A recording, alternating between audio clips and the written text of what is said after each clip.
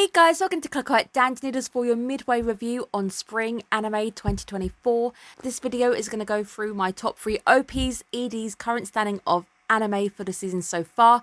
Obviously, we are only halfway through the season. A lot of things do change. What we have started noticing trend-wise is generally the anime that ends up winning the end of season. It's on the top 3, but it doesn't always have to be in first place because obviously things can change wildly. This is exactly a snapshot of how I feel today. I've done it after the kaiju episode, so I don't know if that's actually influenced anything or not. I've gone back-to-back videos and I'm doing it straight after this. Obviously things change hour by hour and it depends what episode I have actually just seen. We're going to go through it, see how I feel. Obviously make sure you guys are subscribed because there's a lot of big information coming through for the channel in perhaps a week now. Keep your eyes and ears peeled. If you would like to support the channel, there is a Ko-fi account. Please go check that out. Before we get going, disclaimer, I will consider things airing as spring 2024. For example, Spice of Wolf has 25 episodes.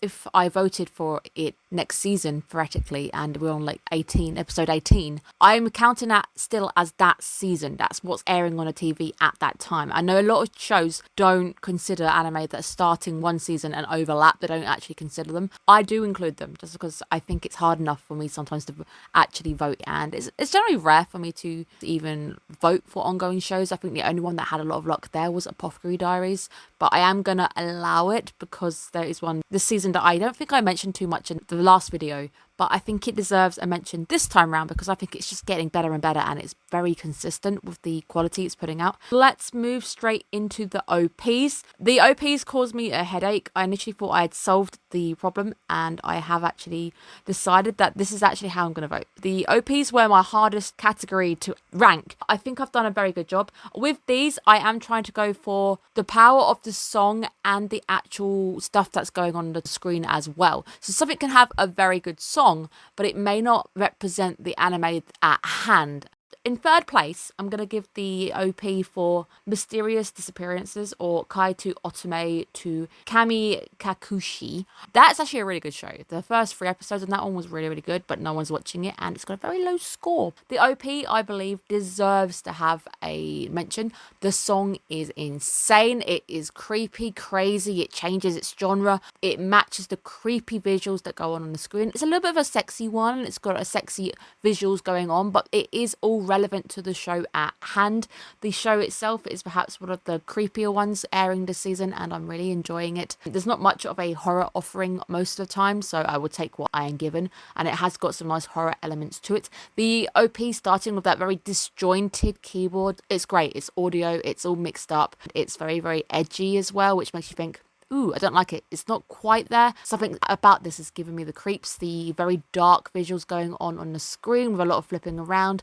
It definitely shows you this isn't a show that is going to be all happy, happy, happy. I think the OP is perfect. It sets the tone and it definitely supports the anime at hand.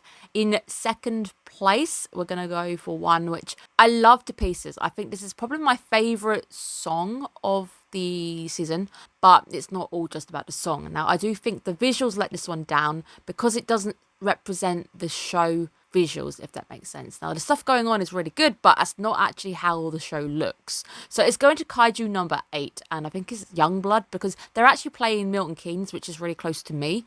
Next month, I think they're actually playing. So if I wanted to go and see him play it live, I can. It's a very, very good song. I love this song. It's really grown on me. I love the musical breakdown for it. There's a lot of really nice undertones going on with the actual piece, but I don't know if I like the visuals overall. There's a lot of nice little nods to kaiju. There's a lot of little nods to science and all of this lot. There's a really nice visual halfway through of Kafka standing next to Mina, but it is all 3D.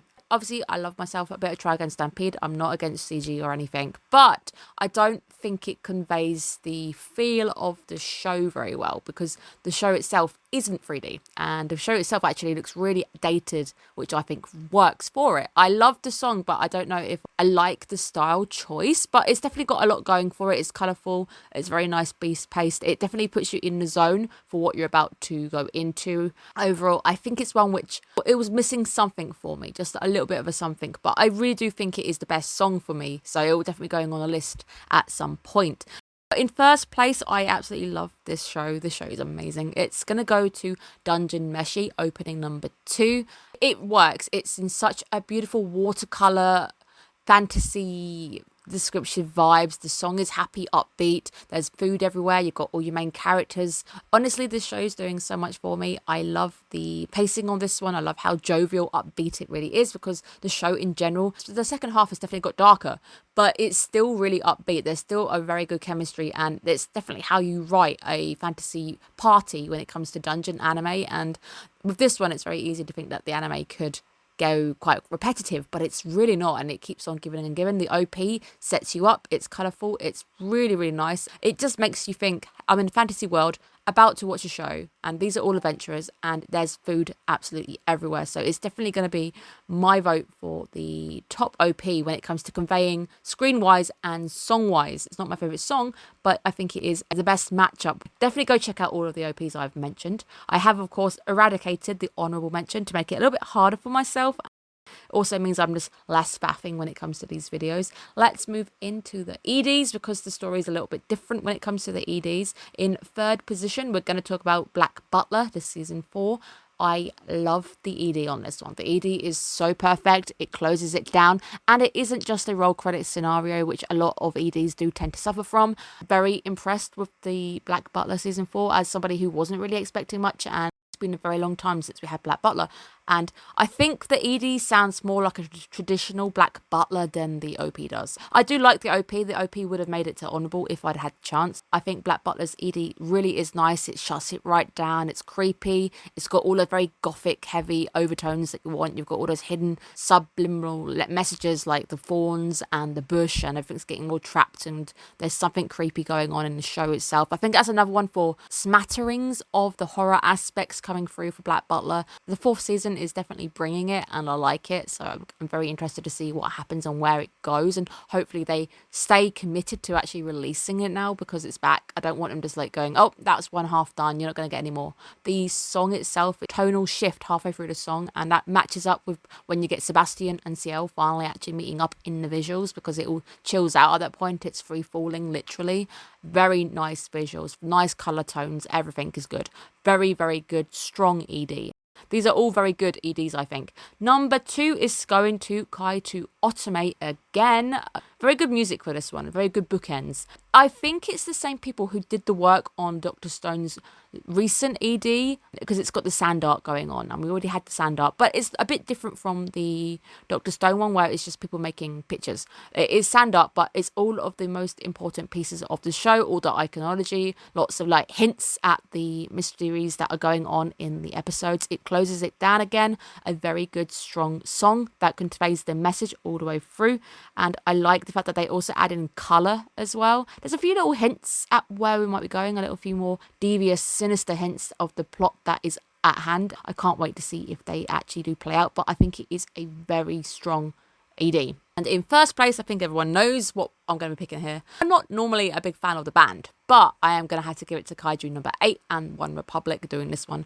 It's stuck in my head. It's an earworm. I actually like the way that it closes the show down in a true 80s fashion, where somebody's clicking in a computer and we're looking at all the images from the training montage. These are all the things that we've done together. It's not quite roll credits, but it's borderline, but it's very different, where it will show you all the things that go on behind the scenes that the team gets up to that we may not have time for in the show to cover. So it's almost like additional content, like a DLC. These are some extra content you get for the team. This is what's going on outside of the main anime itself, and this is them hanging out. It's all colourful, pretty, everything's really relaxed. It closes the show down but keeps the vibe, and it has to keep that beautiful theme going, and I think the ED for Kaiju is just perfect. It's just such a good song. It's simplistic where it needs to be. I know they have said that musically the OP is better, but there's nothing wrong with having a simplistic song at times, and sometimes EDs don't need that much. It's a good song to close the anime down, and it's definitely going to go to Kaiju number 8.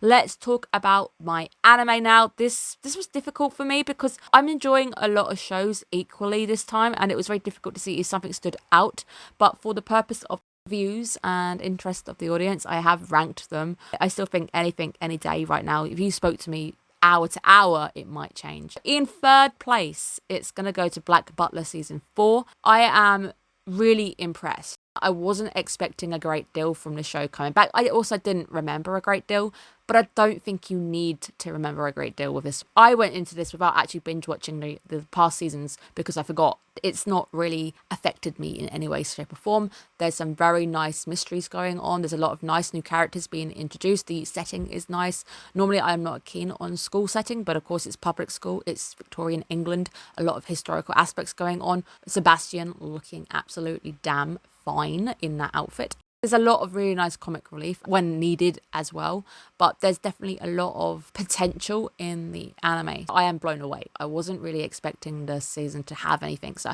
I think I went into it, clicked on it, and was half watching. By the end, it had my full attention, and I really enjoy the style in general. The anime style for Black Butler's always been one. Like, I like the gothic aspects. We'll have to see how that does for the last 6 episodes, and if it can make any headway when it comes to the end of season. In second place, probably going to be against most of the grain on this one. I'm going to put Kaiju number 8 in second. I am liking it, and I think in my last video, I think it is maybe suffering from the fact that I've just literally done the Kaiju episode and even said that the latest episode, it's the first time it's wobbled a little bit on the score, and I've gone, okay. That was an okay episode. It was cool. I am still open. I'm very excited to see where it goes. If it gets really, really good and it continues being consistent, it probably would rise from second place, and it's probably going to do a bit of damage in the end of season. But for now, I think Kaiju number 8 can sit in second place. I am enjoying it. I love the chemistry.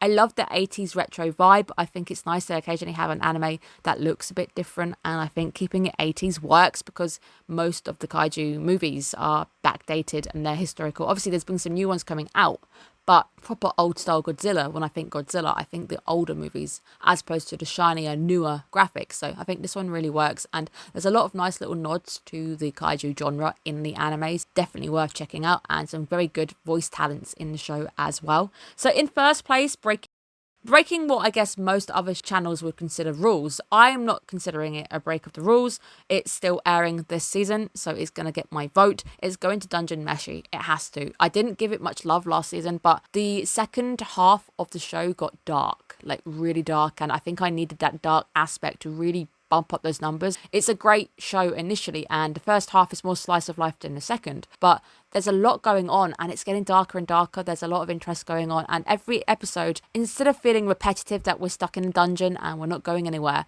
it's always unique. It's always different. All the food they're cooking looks absolutely amazing. There's a lot of love going on with the characters, the visualizations, the song's really good. Chemistry between them is absolutely fantastic. The recent episode we had with the doppelgangers, that was hilarious. I couldn't stop laughing. That was perfect. Definitely going to give it to Dungeon Meshi because I think the show in general slipped under my own radar when it came to last season. Did it get any awards? I can't even remember. I'd have to go visit my own video for that. I don't think it came in top 3, but it might have got like an honourable or something. But it's a really good show. It's very solid. I definitely recommend checking it out. It's just a really good anime to close down the day with. If you've had a long day, you can sit back, relax, and probably laugh your head off because it's so funny. But there is plenty of time for things to change. There's a lot of things I'm breaking down that didn't make the list this time round. However, a lot can change. We've gone past the 6 mark now, and shows start to really pull out all of the big guns. No doubt we're going to have very good plot lines coming our way. We're going to have raised stakes, tensions. A lot of things are now going to start going down. It's going to be very interesting to see how my voting shifts and where we're going to end up in the end of season.